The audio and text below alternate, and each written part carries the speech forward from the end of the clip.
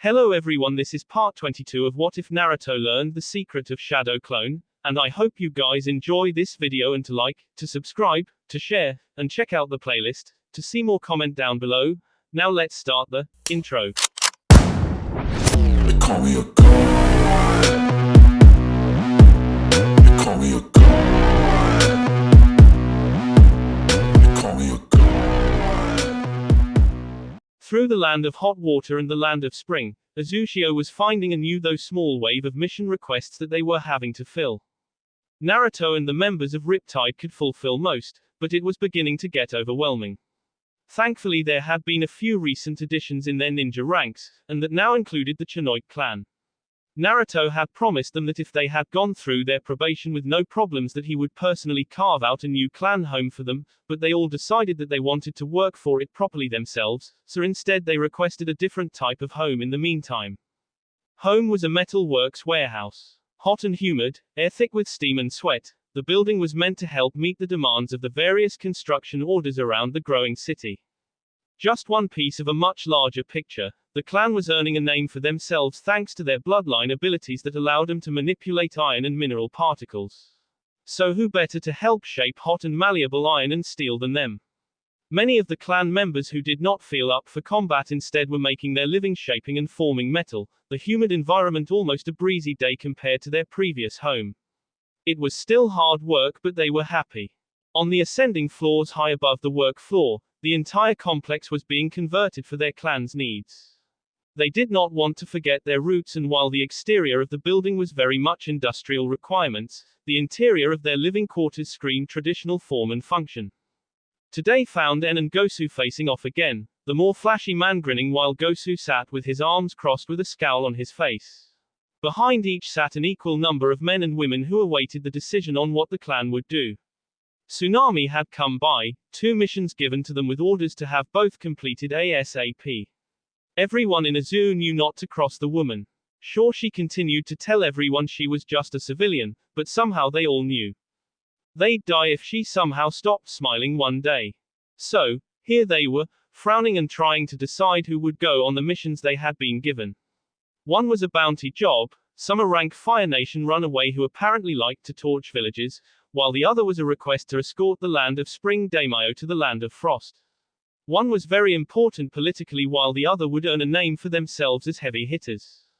Gosu considered taking the scroll for the bounty right away before mentally he sighed. After being so thoroughly trounced by Lord Naruto, he had been rethinking things as of late. He needed to redeem himself, not just in combat but in his way of thinking. Leaning forward he pushed the bounty scroll to En, much to the onlookers' gasps. "You hunt the bastard down." En raised an eyebrow. "You wouldn't normally pass up a chance to show off your strength. What's the catch?" Gosu shook his head, still frowning and crossing his arms. "Out of the 2 of us, you have the better skill. You'll have an easier time bringing this guy in, alive, than I would. And we get a bonus if he's alive." En sighed, nodding finally and relaxing. "That means you have to put up with potentially a prissy princess while they finalize aid between nations. Think you can stomach that?" Gosu closed his eyes with a grimace. "I'll do my best." Chuckles erupted from everyone around him and he slammed a hand on the floor. "Shut up. This is important, and if I gotta swallow my normal pride and do this then I will. It's a few days, I can handle a few days of being proper." En and the others tapered off their laughter. Okay, my team takes the bounty, while your team takes the escort. We still have enough for guard duties, yes. Behind him his wife leans forward. "We have things in hand here. Thanks to the border seals and the limited country traffic there's little for us to do. We're more like a police force than anything. It's been pretty minor outside of some rowdy drunks." Her eyes sharpened pointedly at him specifically when she brought up that last point. En scratched his head while he received jeers from some of the others. "Aha, noted dear." Gosu smirked, whipped. Keiko, En's wife, leaned around to face Gosu as well. "And you? When are you going to do your duty and settle down? We have a home here now, we should be bolstering the clan. Stop being lazy." Gosu faltered a bit before nodding quickly. "Yes, ma'am." En smirked. What was that about being whipped? The smack he received was well worth it. Laughter filled the room as they made more plans and armed up. They wanted to get these missions done and over with so they could have gleaming reports for their lord when he returned. They had a lot of time to make up for. Conan was doing just as her leader had requested. Things had been different recently within the land of Wave, and though they were a small island nation, they had quickly centered themselves as a shipping hub that currently had no rival within Fire Nation borders. That did not bode well for the ruling elite there, but for now Wave seemed protected. Conan was dressed in less obvious ninja attire, much simpler blue pants and a longer blue turtleneck. She had decided trying to blend in would be best. She wanted the opinions of the locals, and being a ninja would most likely have them clamming up in no time. Crossing the massive bridge, Conan set about her task. The town square was a busy affair. Stalls and shops were open for business and people from all over hustled about their errands. As she walked, she took it all in. In one shop, a bakery, a mother was being trailed by what most likely was her son as she shopped, the boy being dutiful and holding his mother's purchases. That the place was somewhat packed but everyone seemed to be in good spirits was a nice change. In the next shop, Conan had to lean out of the way as a pigtailed boy rushed by, arms full of heavy-looking bags as he rushed towards the docks. Must be a delivery boy, she figured. Miss, hey, why don't you try our takoyaki? Fresh ingredients all the time here in Wave. A man was calling to her over all the noise, and she figured she hadn't eaten today, so why not? Walking up to him, she produced several Ryo bills. Fresh, you say? The man nods. Absolutely, here. Holding out a thin cardboard dish with several of the treats waiting to be eaten, he grinned as she took the tray from him. On the house for such a beauty. Enjoy your stay here. Conan raised her eyebrows. How do you know I'm visiting? The man winked at her. You all have a certain look to ya. He pointed away from them, towards the docks where she could make out a small walkway. There's an overlook there with a pretty amazing view. You should check it out if ya have the time. Conan considered the man for a moment. She couldn't feel any chakra from him, so he wasn't a ninja. Can I ask a question, before that? Sure thing, Missy. How do you like this country? The man had his hands on his hips, shifting his weight from side to side as he thought about that. Eventually he snapped his fingers, taking a deep breath. It's like breathing real good clean air after being stuck in a mine for a long time. Conan took that in for a moment before smiling softly. Thank you. I think I understand. Glad to help. Waving as she left, the man went back to calling out to potential customers. Conan herself weaved her way through the crowds as she did as he instructed, finding her way along cleanly paved streets as she enjoyed her snack. The smaller park area come overlook was just as he described, offering an amazing view of the shoreline and the port. Several larger container ships were docked and being unloaded or loaded, while even more smaller fishing vessels seemed to continue a steady stream in and out of the area. No wonder the work here was constant. She nearly missed the smaller woman sidling up next to her with a comfortable smile on her face. It's a beautiful day out, isn't it?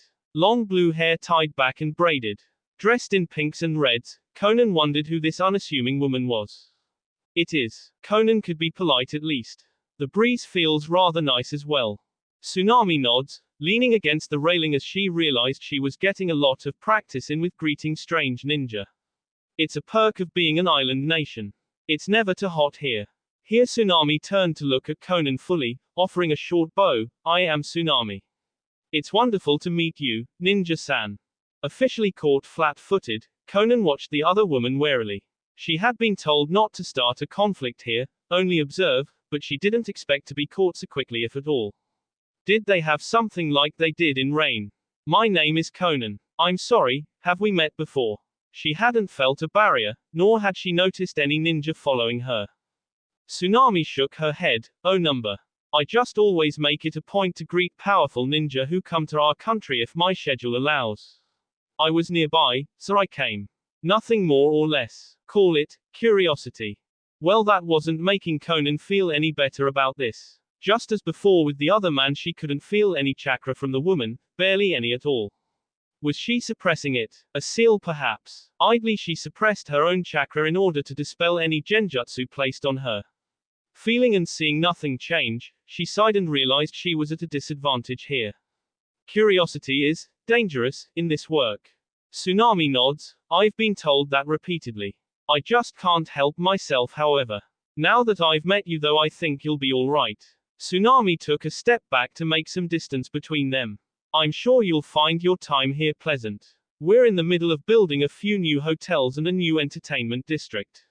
I'm sure you'll find something to satisfy you. Conan raised an eyebrow at that wording but didn't comment on it. Are you the leader here? Think of me more like a mayor. I answer to someone, but they aren't around right now. Would you permit me to meet your leader then, when they return? Tsunami seemed to watch her quietly for a minute, taking her in before her smile dimmed slightly. Possibly. Be warned, of course. There is no forgiveness for violence here in Wave. Conan suppressed the shiver she felt crawl up and down her spine. I'm just looking to talk, nothing more. This woman, Tsunami, truly was dangerous. Then it is a possibility. Tsunami turned to walk away. No one will bother you so long as you don't cause any trouble. With those parting words, the older woman was gone, leaving Conan to think on the encounter.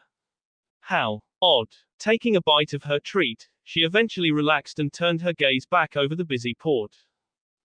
Find something to satisfy her, huh? Well, she did have time and she was supposed to figure out what was going on around here. Why not explore a bit? It was on Akatsuki's dime after all. Somewhere far away, Kakuzu sneezed and felt the urge to throttle someone.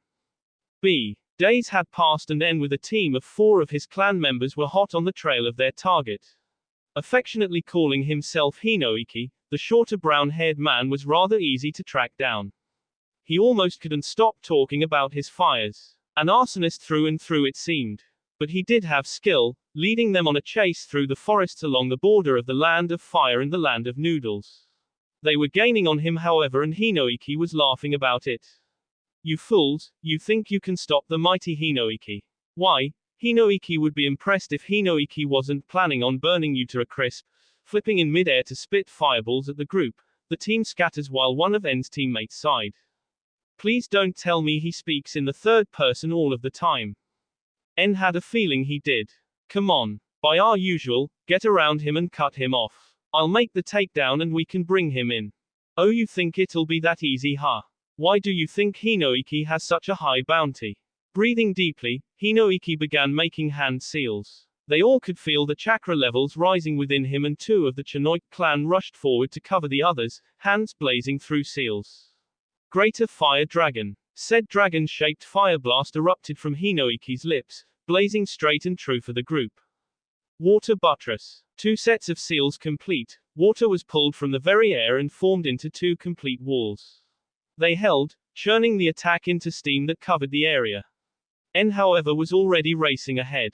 Let's go. We can't lose him. Hinoiki never retreats. Hinoiki'll kill you first. Clothes damp from where he rushed through the heavy steam, Hinoiki was already working through several more seals as he again breathed deeply. Great fireball. N only had a moment before he dropped to the ground below. The branch he had been on incinerated in an instant. Hinoiki was hot on his heels however, making more seals. You've got to be kidding me. Hinoiki will roast you alive and watch you burn. There was another burst of white-hot fire, and N was forced to jump away as the very ground burned. I'm ending this. From the fire and covered in a thin layer of water, one of N's teammates had kunai out and was planning on taking out the other man's knees. You're going to burn is what you're going to do. Turning lightning fast, Hinoiki spat a smaller yet fast ball of fire that impacted with the man closing in on him. Mika. A woman's voice called from above the fire, several kunai impacting the group where Hinoiki was walking to close the distance between him and the downed Mika. Oh, was that your man? Don't worry, you'll be joining him soon. Several shuriken burst from the wall of fire to arc towards him, but more white fire melted them within seconds before they could ever reach him. N pushed chakra to his eyes, activating his Ketsuyugen with a smirk. Honestly, there was a reason we're the best at bounty hunting. He watched as Hinoiki began a longer chain of seals. Oh, why's that you kindling? Hinoiki was seconds away from firing another fire dragon and leapt towards N, the other 4 Chenoid clan members too slow behind him to stop him. N watched as Hinoiki touched down in front of him, chest expanding. He held out a hand and reached deeply for the iron in front of him.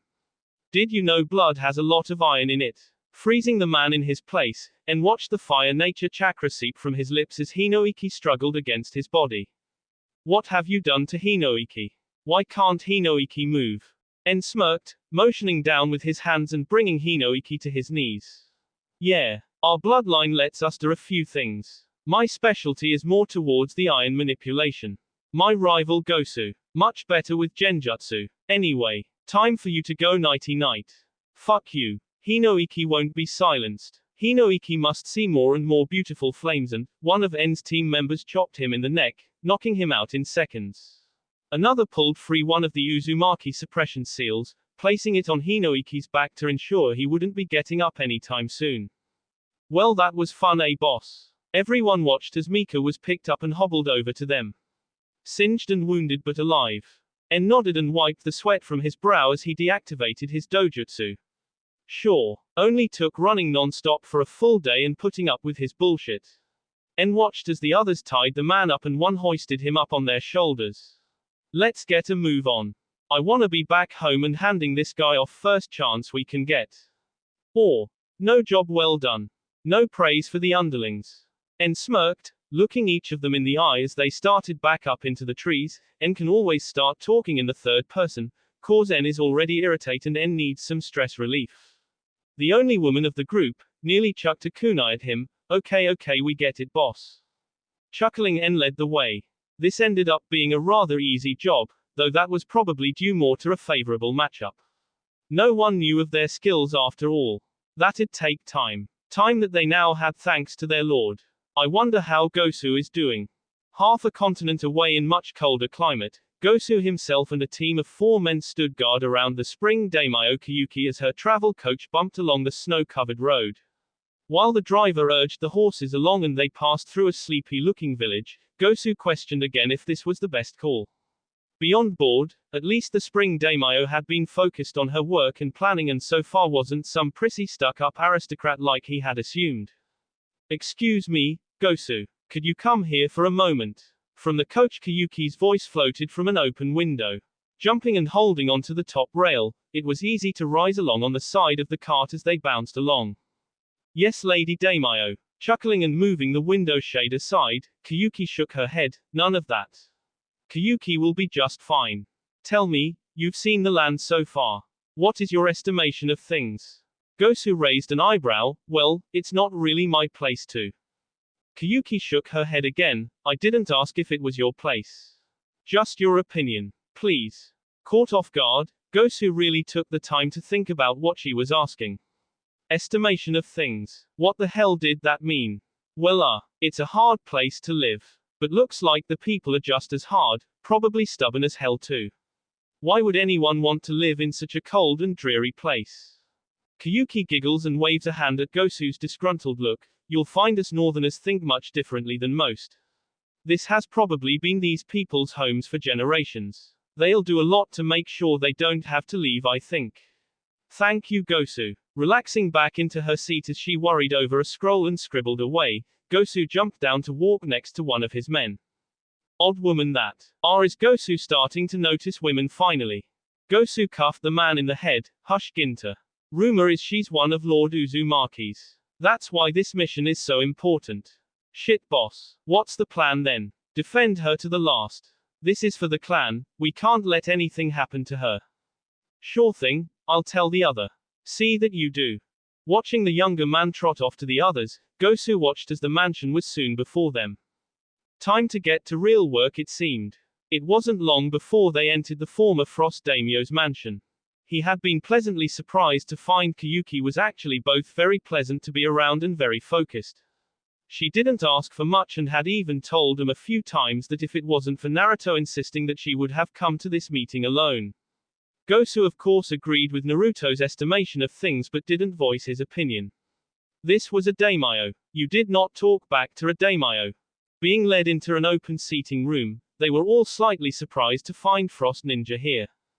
Gosu was first to immediately come forward to cover Kyuki while the others behind him all reached for their weapons. The man in front of them, however, held out his hands and waved them for peace. Wait, I'm the one here for the meeting. He looked left and right behind him before sighing, realizing that having 2 full squads of ninja probably put off the wrong impression. We haven't gotten around to replacing our daimyo yet, so I'm still running things until then.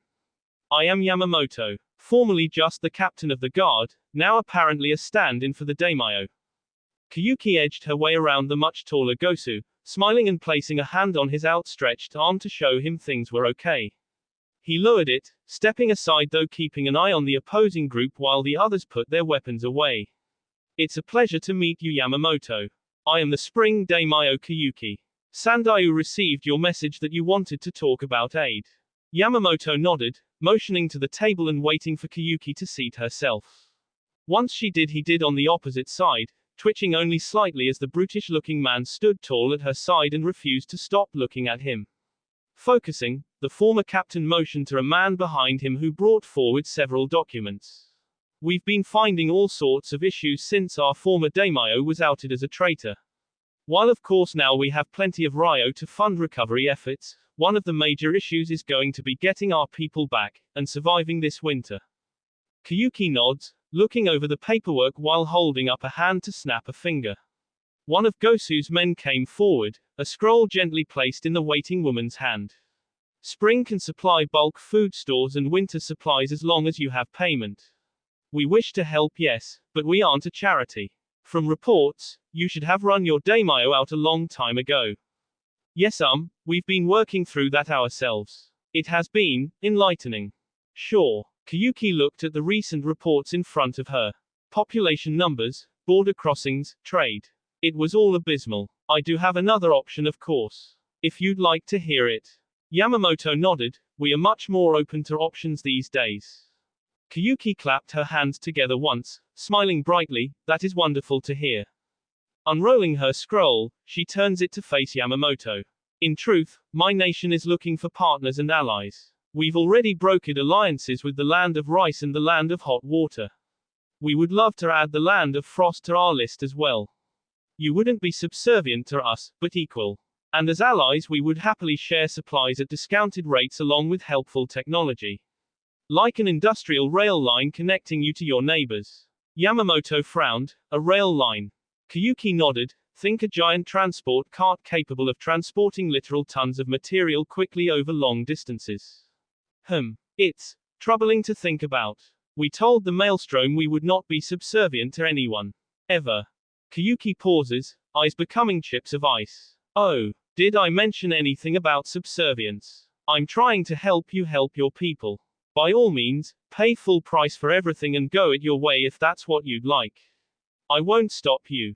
Watch your tone, woman. The Frost, the random ninja who spoke up, never finished as he locked eyes with a suddenly red-eyed Gosu. Everyone watched the interplay between the two before the Frost ninja gurgled and dropped to the floor, foaming at the mouth but unconscious. Anyone else want to speak out of turn today? Unseen by Gosu, the rest of the Chenoik group all stepped forward, no weapons present, but they all projected an aura of intense malice. Kiyuki coughed, and they all returned to their posts. That's enough, don't you think? And what did you do to him? Gokus nods quickly, deactivating his dojutsu. Sorry, my lady. And I don't think it would be polite to say to a lady. Humor me. Genjutsu. I made him believe he was a 13-year-old girl going through puberty. Oh my. Giggling, Kiyuki waved his worried expression away. It was warranted. Naruto would have done much the same or worse if he was here. She looked up to him with a grin. Funny that, I'll have to thank him for sending someone who thinks much like he does. Across from them Yamamoto was sweating. I apologize. Behind him he could hear his downed ninja being dragged away. Things have been very tense these last few weeks. Kiyuki sighs and places her hands on the table. As a leader, it is important to understand that not only do my decisions affect my relationships with other countries, but they also have consequences for the people under my rule. Emotions have no place here. I want to help, like I said, as we have the resources to do so. Here Kiyuki held eye contact with the older man, but you have to want our help. If you don't, then there's no point to this. Yamamoto took his time thinking on it before sighing and nodding. We do want your help. We can't yet talk about alliances or partnerships. I truly wish to wait until we come up with a new daimyo. But for now, we can negotiate emergency aid. Kiyuki nods. Splendid. Then let's get to it. Next to her Gosu sighed and relaxed slightly as the meeting truly got underway and past the posturing. This wasn't so bad after all, plus he did get to show off in the end anyway. Life was pretty good and she was going to put in a good word with Lord Naruto. Take that N.B. Back in Uzushio and within their city, a tired but happy Team N are entering the Uzumaki Tower through the more ninja-able entrance on the 4th floor. That being a simple open and wide balcony that led straight into the ninja offices. Still rather bare, they still could see a growing staff of mainly record keepers and specialists. Somewhere Chenoid clan members themselves and N waved at them proudly. Towards the center of the room was a wide circular desk where 4 women were either accepting reports or dealing them out. Still not enough mission traffic to worry them just yet. All attention slowly turned to his team however as he held up a scroll with his report, while behind him Mika dropped Hinoiki to the floor. Bounty retrieval was a success. Got him alive at that. The woman behind the desk, a pretty blonde with long braided hair and thick glasses, blinked as she looked over the counter at the man on the floor. Tan skin shining in the lights, she eventually nods and takes the report scroll from him. Team name. Team N. Understood. The woman turned to the far wall where several golem were waiting. I need one for processing. Raising her voice, she was rewarded with one of the golem breaking away from the others to come up and take the bound man from the floor. Silent as the grave, the golem walked away to a special elevator only accessible from this floor. You've just returned, you have the usual 48 hours before you're allowed to take another mission. Rest periods are mandatory. N nods and motions to his crew, understood. We'll take it easy. Waving at the cute woman, he nearly misses seeing Gosu and his team showing up. Look who it is. Gosu grins, walking up to clasp forearms with his rival. I'll assume your mission was a success. Of course, same for you then. Piece of cake. Even got a recommendation from the daimyo. Gosu stepped away so he could hand in his mission scroll. Well, isn't that a nice bonus? Think we'll get a real bonus from Lord Uzumaki for it. Gosu shrugged as he leaned again the counter. Who knows, it'd be nice. Turning his eyes to the pretty blonde, Gosu smirked. Team Gosu back from our daimyo escort mission. Holding out his report scroll, the woman took it with a flush. Mission status will be recorded. Standard 48 hours downtime as well. Or, even though we didn't see any combat, we're still fired up and ready to do something. The woman shook her head. I'm sorry, rules are rules. Well, if you say so. Another voice rose above the noise. You'll get used to it. Our resident medical professionals recommended the rest periods after all. Don't wanna piss 'em off. From the elevator came another team of 4. The Riptide members were in high spirits. Tayuya, Kotohime, and Karen were joking and laughing with each other, though the 4th woman, a shorter purple-haired girl covered in bandages, certainly wasn't one of them. Team Riptide, we didn't expect you back so quickly. Tayuya grins, coming up to the desk and depositing her mission scroll with one of the other receptionists. We were motivated, plus, Karen has a lot of setting up to do. The others formed up near the desk with her as they talked and gossiped back and forth. Gosu, however, was interested in the shorter girl with them. Something about her was captivating. He missed N coming up to shove an elbow in his ribs. Hey there, airhead, come on, let's get home. Oh, yeah, let's go. N caught his hesitation, eyes trailing towards where Gosu was looking. Everyone knew the Riptide members were off limits, but he could tell he was more interested in the newcomer. Oh ho, so Shorty is your type. Gosu turned to N frantically, pushing the suddenly laughing man away and towards the balcony. Shut it. Come on, you bastard. We get to drink and celebrate. N is laughing up a storm as the others form up around them. I'm guessing you really did take Keiko's scolding to heart, huh? I'm so telling. Shut it. Behind them, Isaribi watched the rowdy group leave as Tayuya told the receptionist their story. What an interesting bunch.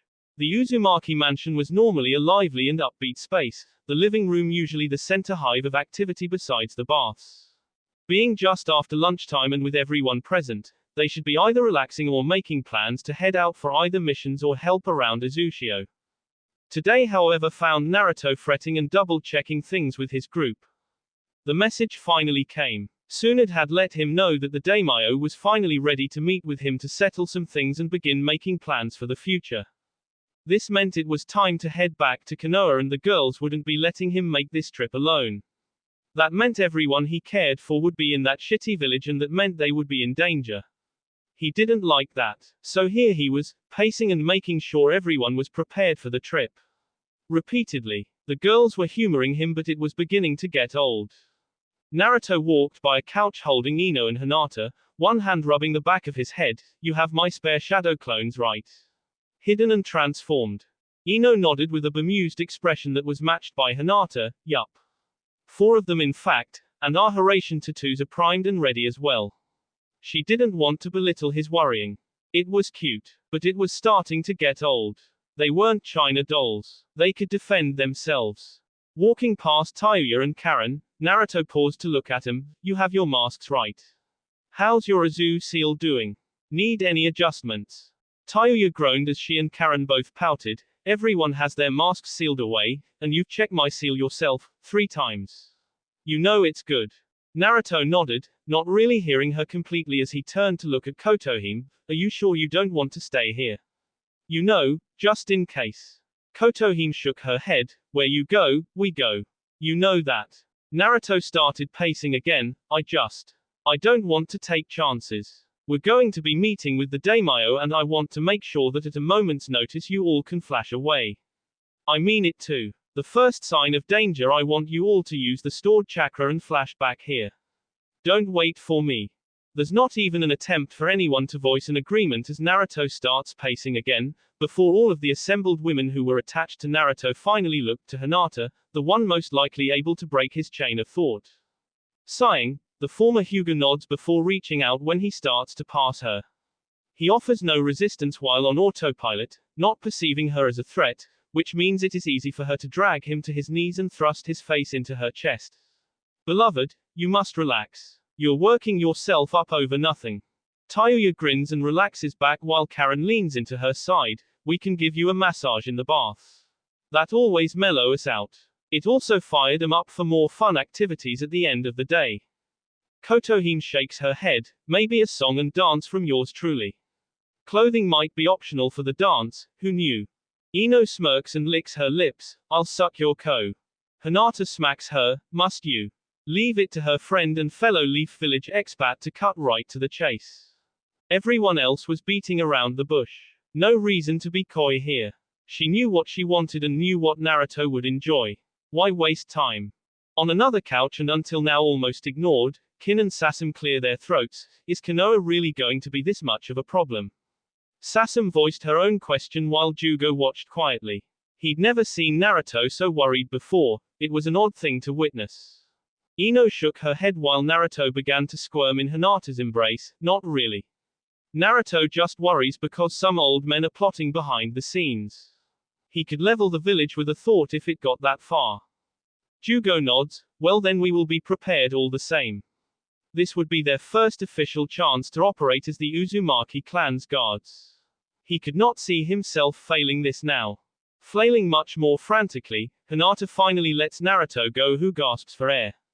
Kami, it would have been a great way to go, but he still had too much to do for now. Okay, sorry. I get I'm worrying too much. I'll try to relax.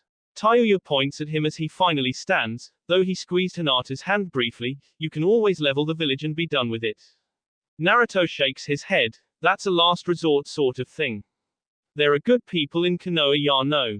Karen is quietly thinking away while Tayuya and Naruto banter back and forth, before she snaps her fingers and draws everyone's attention. We should make this a flashy affair. Naruto is suddenly very interested in what she has to say. Flashy. Karen nods. Yeah. Let's act the full part.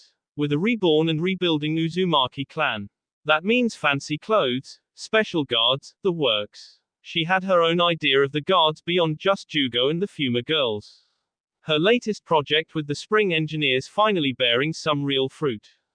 Naruto, however, is letting the idea build in his mind. That would be fun. Yeah, we should do that. Shove it in Konoha's face what they lost. Great idea, Karen. Turning and missing the girl blush with a smile, he finally lands on Tsunami, who is sitting alone in a cushy chair. Think you'll be okay with Azu for a few days. Tsunami nods. With the Chenoit clan helping out like they have been, it won't be a problem. They've been acclimating to Azushio splendidly. On your orders, they're holding off on missions for now and running guard duty within our borders. Naruto grins. Good. Let En and Gosu know I'll have a bonus for them when we return as long as you praise them for their performance. Tsunami bows lightly. They'll love that. Naruto turns to the others, well everyone let's get dressed then, I'll make some clones and we can flash just outside of Konoha.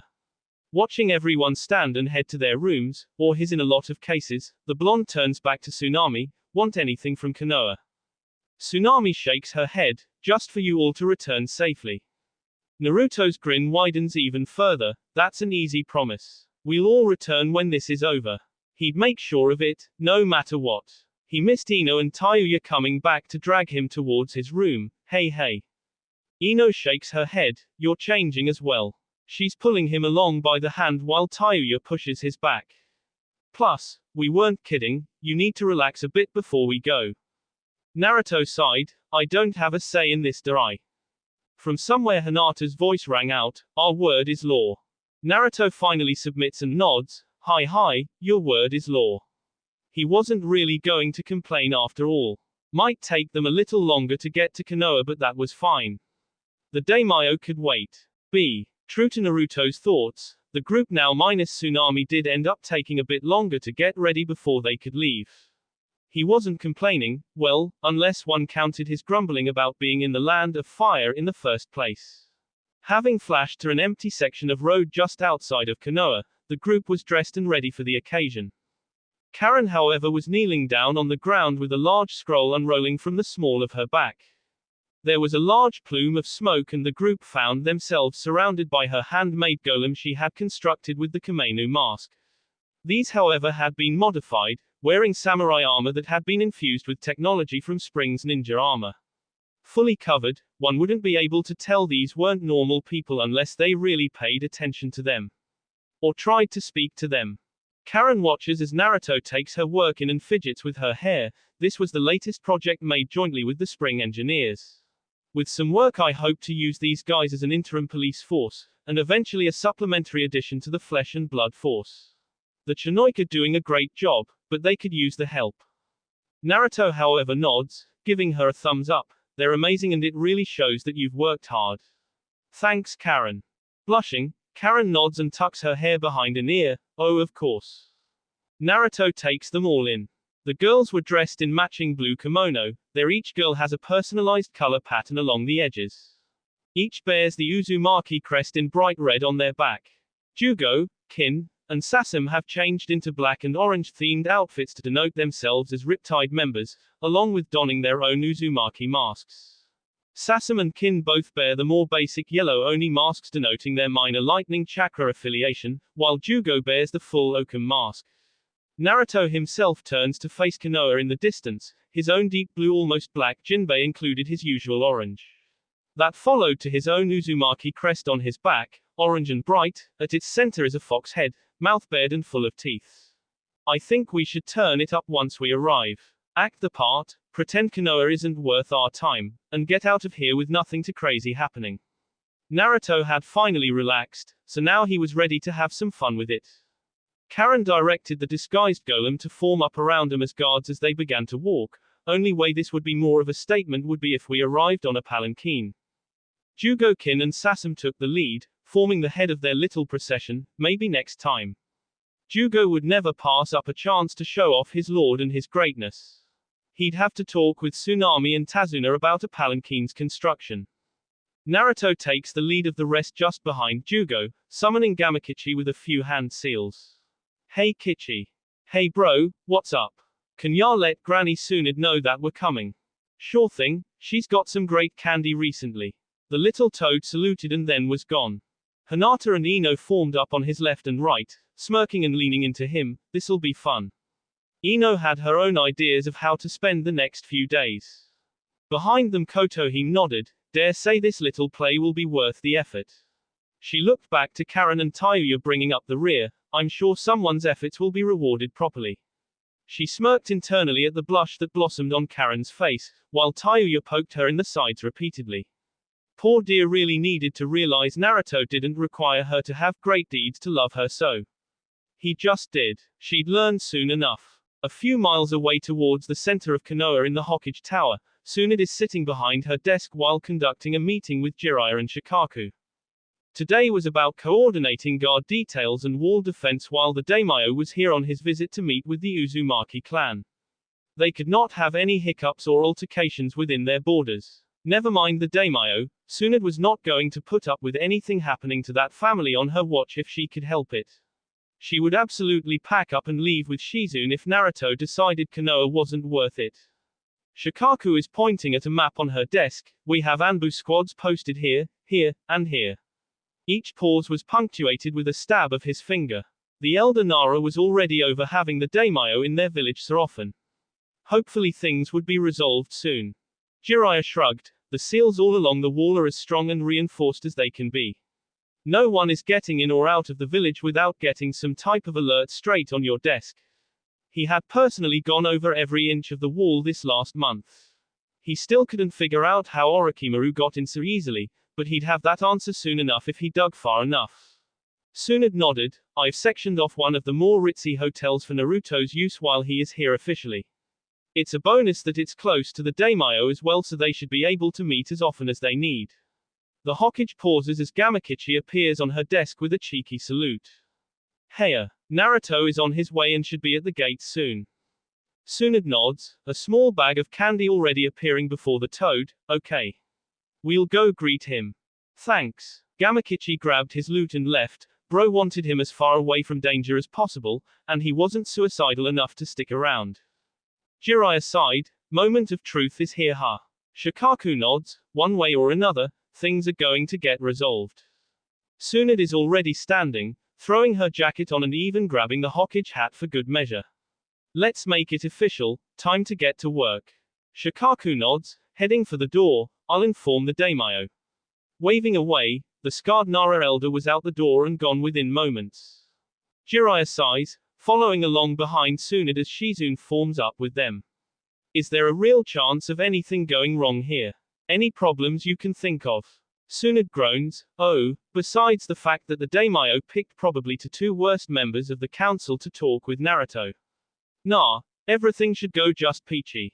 The older woman shook her head as they descended the stairs. Short of those Akatsuki fucks showing up, things should be fine.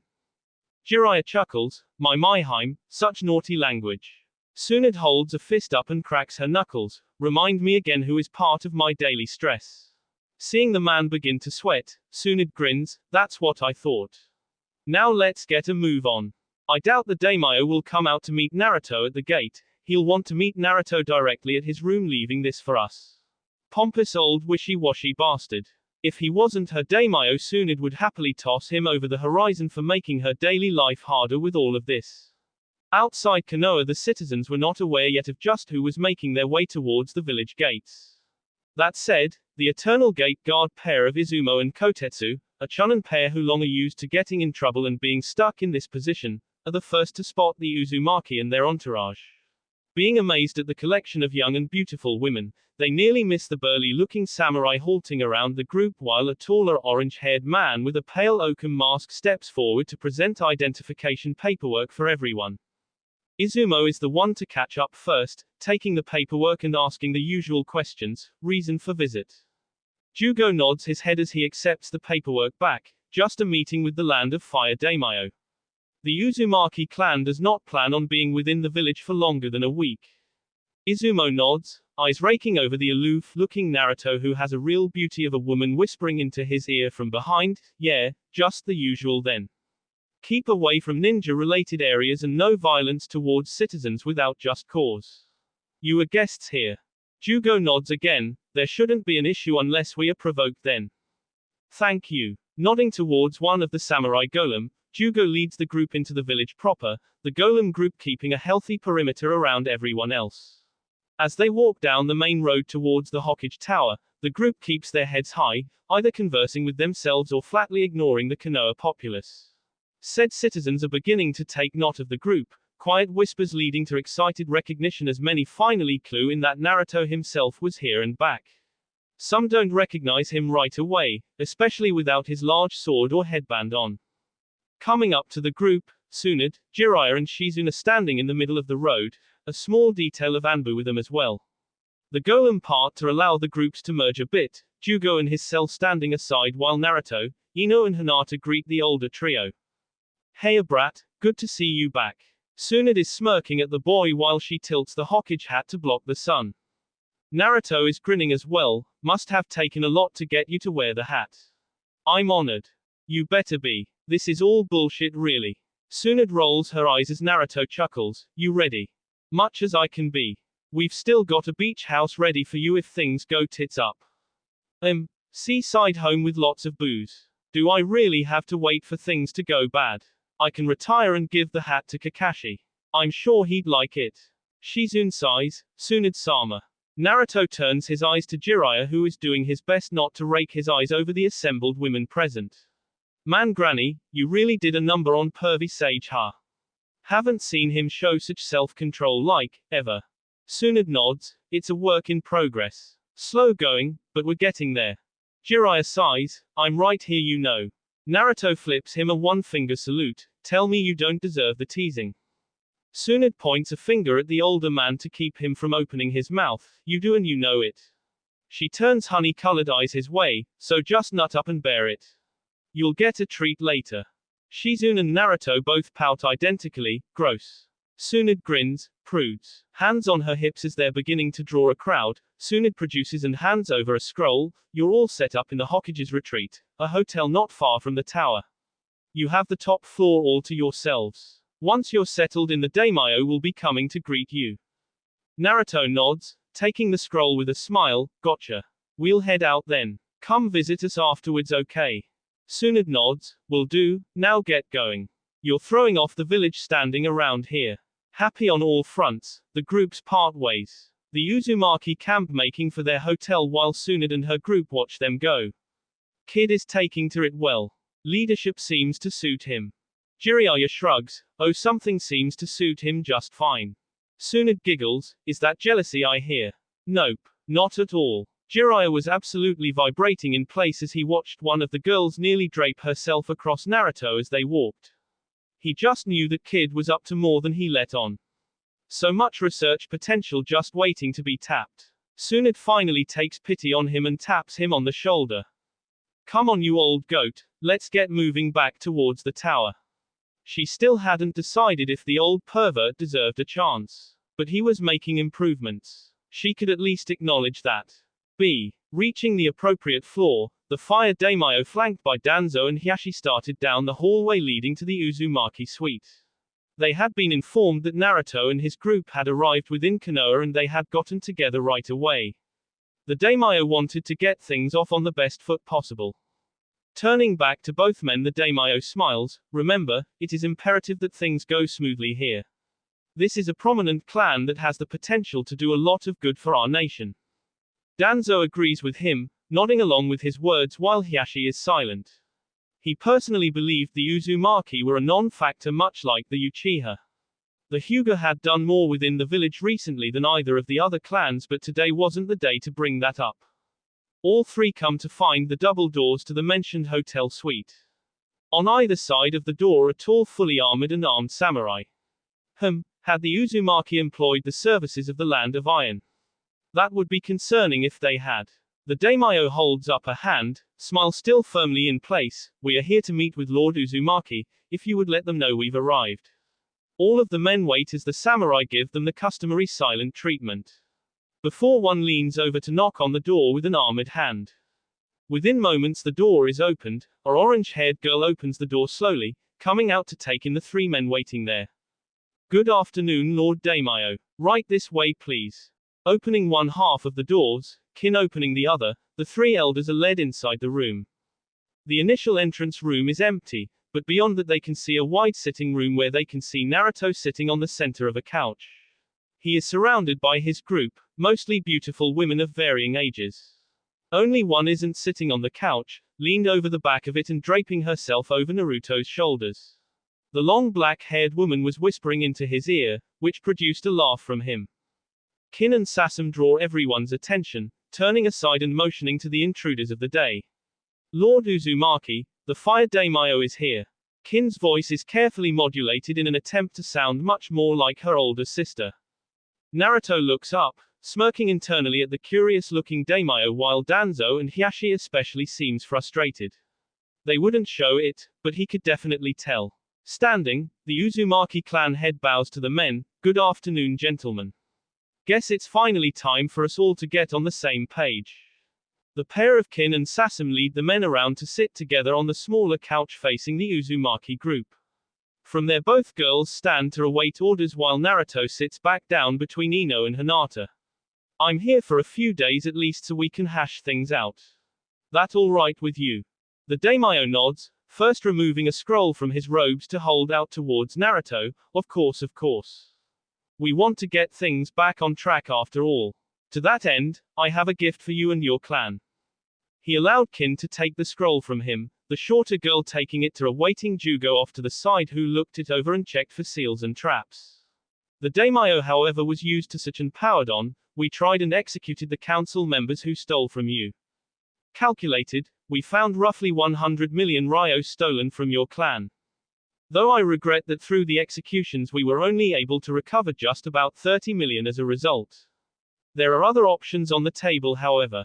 The daimyo knew he was not a ninja, but he had ninja specifically for estimating the value of ninja skills and knowledge. They had told him, repeatedly, that the Uzumaki's knowledge was nearly invaluable, but they had given him figures all the same. Such an amount would probably fund a small country for a year or two, but not much further. For a clan, that could equate to a decade worth of time.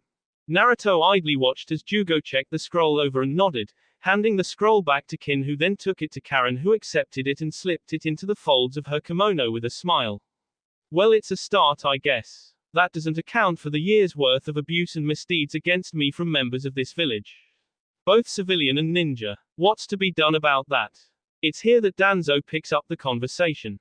They had agreed that anything dealing with the past would go through him. We believe that, in the interest of fairness, we could find a way to bury any accumulated animosity up till now. As I'm sure you can understand, there is no way for Konoha to fix everything that has happened to you. It just isn't possible. We can't bring back the dead after all. Hopefully he could convince Naruto that they really were trying their best here. They weren't, not by a long shot, but this child shouldn't require it in the long term. Naruto thinks about what Danzo says, while Ino leans to speak into his ear. Naruto makes a show of listening as she holds up a hand to cover her lips. How about we end this right away? That offer from earlier to suck you off is still very, very valid. Naruto keeps his poker face, nodding and humming along before Ino leans away to relax into the couch like she didn't just fill his head with perverted thoughts. Lewd woman. Being honest and fair here since we've actually met up like you said you would. The Uzumaki doesn't really have much of a reason to come back to Konoha anyway. Think about it. More than being slighted, my clan has been betrayed, by our oldest and closest allies. We might be able to continue some sort of partnership in the future, but right now we just can't trust Konoha anymore. Our goal right now is to rebuild our clan. As Danzo's face sours, Hiashi steps in, mind already latching onto a possibility. As I'm sure you're aware then, the Hyuga clan is more than willing to assist the Uzumaki with any and all endeavors they wish to embark on. As my precious daughter has no doubt brought to your attention, we only wish to make right the sins of the past. Hiashi mentally berated both the daimyo and Danzo. Had they done no research on the boy? Surely they had better things to try to latch onto than honor and history. The boy didn't care about those things. The Hyuga is an old clan much as the Uzumaki. We can offer political and financial assistance at the drop of a hat when required. Naruto sighs, that would be nice. But I'm sure we won't be needing any of that from the Hyuga clan. Personally dealing with a clan that happily enslaves a portion of their own people just does not sit well with us. Slavery is wrong, even if you tie a nice little bow on it and call them your branch family. Naruto gave a real pointed look towards Hiashi who scowled in return. So he didn't like being called out directly. Tough titties. Danzo stepped back in again, realizing this was spirally out of control quickly. A tactical retreat might be in order. I would hope, with our long history the Uzumaki would at least remain allies of Konoha. We should at least have a chance to make amends for the wrongs that have been done. Surely you can see we are making an effort here. Danzo didn't want to resort to force. While the daimyo couldn't see it and Hiashi was too short-sighted, Danzo knew a revitalized Uzumaki would only be beneficial to the leaf. We could ensure the safety of your clan until your numbers have improved. Naruto didn't even have to really think about that argument. Knowing Danzo's most likely game. Sure, the old man wanted to allege that he only had Konoha's best interests at heart. But really it was his version of Konoha that he was interested in. Naruto had no interests in that. He had no reason to admit that they had already rebuilt Uzushio and were expanding, he'd let them figure that out on their own like everyone else. With the rate of the current industry expansion, they'd be on the world stage soon enough. We're going to rebuild our clan on our terms for now, and after these next few days worth of talks we'll be returning there. Who knows, we might have more common ground before we leave. Here Naruto relaxed back fully into the couch, girls on either side of him, or not. Danzo gets the message loud and clear.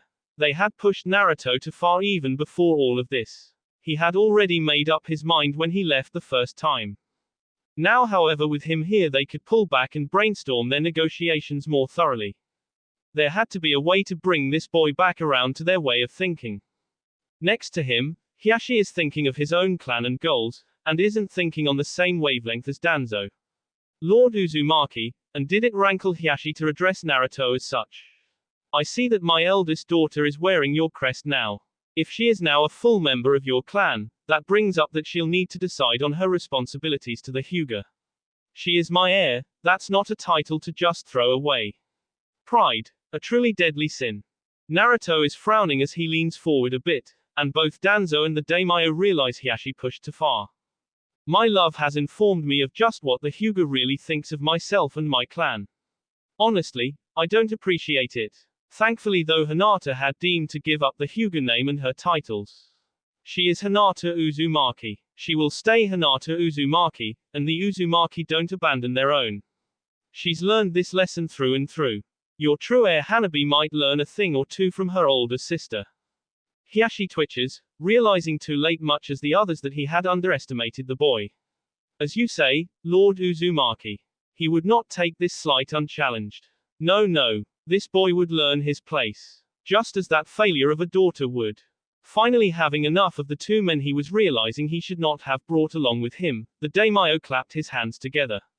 Well, it is my hope, truly, that the Uzumaki clan will give the Land of Fire a change to make amends and forge a new relationship with time and hard-earned effort. Your clan seems to value hard work highly, yes. Naruto nods, that's true. Hard work should be rewarded. Hinata leans over slowly, much as a hand is covering her mouth as she whispers her words into his opposite ear. Maybe later you and I can sneak into the Hyuga clan home.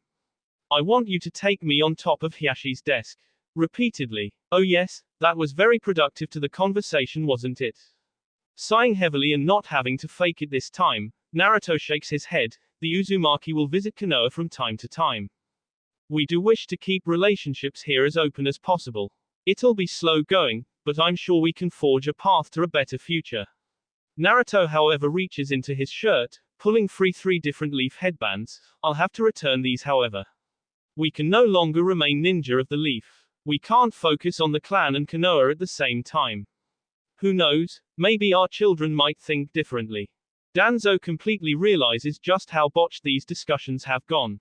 He had assumed Naruto was much as any other young boy his age. Wooed by women and possibly money. No. Here he was seated across from a new but fast-learning leader. Dedicated to his people. Dangerous. The mental switch was easy to make from here. He had heard the rumors of some new village somewhere coming to life. He now had a hunch it was the Uzumaki. He'd need to both find it and infiltrate it quickly. The balance of power must be maintained. If that meant sacrificing one of the other major villages to do so, he would. If it meant sacrificing the Uzumaki, well, he'd done it once before. Hiashi was fully frowning now, mentally preparing a conversation with his own clan council. They would need to take steps to brand Hinata with the cage seal, and soon. Unless she could be brought back to heel and obedience. It would be nice if Hinata would come visit. There are clan-related secrets she needs to learn in regards to her dojutsu, and I'm sure her sister would appreciate a visit. Simple and effective. Naruto nods slowly. If Hinata wishes to visit, then she will. I won't force her, and neither will you. Yeah, over his dead body really. The daimyo sighs, realizing again that this first meeting was just about as much of a disaster as it could be. I do hope, for the next few days we can straighten things out and come to a more agreeable position between ourselves. Naruto slowly stands, prompting the other men to do the same. We'll be here for a few days. The girls want to wander around, meet people, say goodbyes. You know how it is. He didn't have to mention that there would be guards with them just about around the clock. The daimyo bows first, prompting the other men to do the same, then Lord Uzumaki, I wish you well and hope we can work towards a bright and new future ahead of us. Naruto returns the bow, likewise. To new beginnings. Honestly, they should be happy he didn't just blow the place to hell. The men exchanged pleasantries with Naruto before Kin and Sasame escorted him out. Left alone as the hotel doors close finally, the group collectively breathes a sigh of relief. Tayuya has an arm around Ino's shoulders. So what was that I heard you whispering? You slut you. Ino waves her off, for Naruto. Absolutely. Hinata was blushing as Karen poked and prodded at her. It was nice to see my father so frustrated. Ino smirked, I'm sure that plan of yours will really make him frustrated. Tayuya is still grinning, want to share with the class on that one. Ino shook her head as Hinata waved her hands back and forth, oh number. That one is a total surprise if it happens. Karen relaxes back into the couch, thoughts whirling, the Hyuga are going to be a problem. Hinata nods, of course they are. They're Hyuga, they're always a problem. Clenching a fist, Naruto grins, if Hiashi tries anything then I'll just have to show him just how I tossed around 3 different Sannin. Standing and stretching, Ino groans, so by now we're good to explore and see our friends and family. She wanted to check in with her parents at least. Yeah. Naruto nods and looked to everyone, no one goes out alone. Stay in pairs and keep my clones with you. Ino nods, grabbing Karen and a surprised Tayuya, they need to meet the parents too, so we're heading off. Dragging the Uzumaki girls through the door, they were off in a flash. Hinata leans into him, kissing him softly before standing and smiling, I should go track down Kurenai-sensei and my old team. Jugo, Kin and Sasame standing and ready, we will escort you then, just in case. Hinata smiles, that'd be appreciated, plus I'm sure Kurenai will get a kick out of it. Turning and winking at Naruto, the other group makes their leave as well. Left alone, Naruto crosses his arms and thinks over his options. Should he stay, or should he indulge and go visit the one place he knew he could get some quality ramen for once? It had been a long time since he had been able to have any after all. Plan forming in his mind, he's already standing as Kotohime comes around to latch onto his side. I hope you didn't forget about me, my lord. Naruto grins, a hand snaking around her waist, of course not. Time to introduce you to my other love, ramen. The doors to the suite are opening however and Tsunde's voice calls out, belay that. We have drinking and catching up to do. Holding up a very large bottle of sake, she's flanked by Kakashi and Team 7. Sakura is leaning around and smiling with a ceiling scroll waving in her fingers. I brought enough ramen to feel an army, don't worry. Nearly tearing up, Naruto grins brightly, you're the best Sakura. Gotta make sure my brother-in-law gets his fix. Kotohime raises her own eyebrows, along with Sasuke, in-law. Naruto grins as he hooks a thumb at Sasuke, oh yeah, I adopted Sasuke. He's an Uchiha, but Sakura and him are going steady now. Kotohime looks them both over, I see. Tsunade however is already thrusting a full cup in his face, less talking, more drinking. We got shit to talk about. Unless you feel like you can't keep up. Naruto takes the cup, smirking and downing his drink easily, you're on bar-san. We have a lot to tell ya anyway. This was how it was supposed to be. Easy laughs and good company. Those old geezers could learn from Tsunade. That will be all for this video, be sure to like, subscribe, share, and comment down below for more videos, goodbye.